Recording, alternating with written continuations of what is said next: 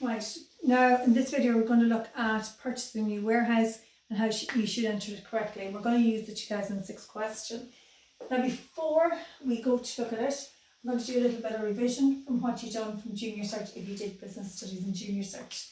We used to do a day book, purchase day book, could be sales day book. And in it you'd write down who you bought from, how much it cost, how much was the VAT, and how much you're going to have to pay then. So we would say your purchases cost you 1,000. The government owe you €100 back in VAT, and you will have to pay 1,100 out. So what happens when you buy goods? You would pay a creditor 1,100. You will actually only end up paying 1,000 for your purchases because you claim €100 back from the government. So three things happen when you purchase. Your purchases go up, your VAT goes up as an asset because government, you get the money back from the government, and the amount your creditors goes up. So now in our scenario, you purchase a warehouse.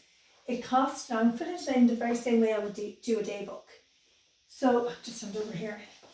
It costs 200, the VAT is 25, so you'll have to pay 225. Now you will have to pay 225, but the building will actually only cost you 200 because you will get 25,000 back from the government. Now remember, buildings always we put in the cost. So it has to be 200,000 here, 25 here, and 225. Now if we look at the question that you've been given, it says the amount paid to the vendor, this is what you paid to the vendor, okay, was entered in the buildings account.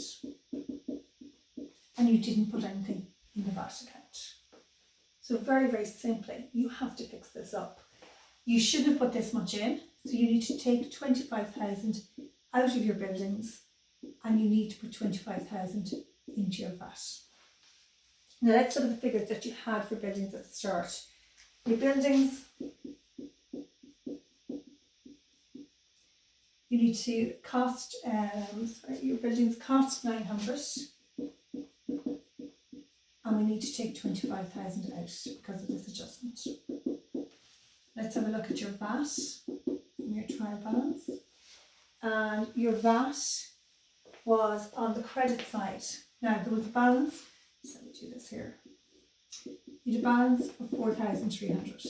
Now when it's on the credit side or on the debit, now if VAT is on the credit, I'll just write this over here.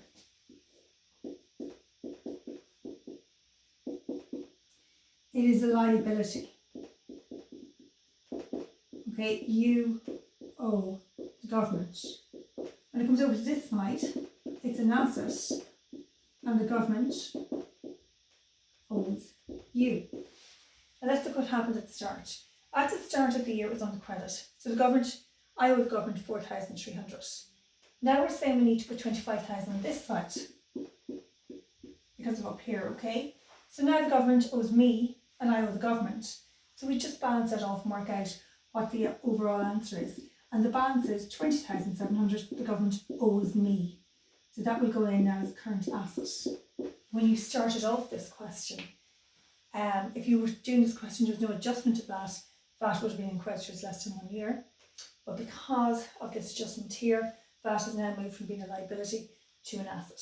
Just be careful of that in the exam.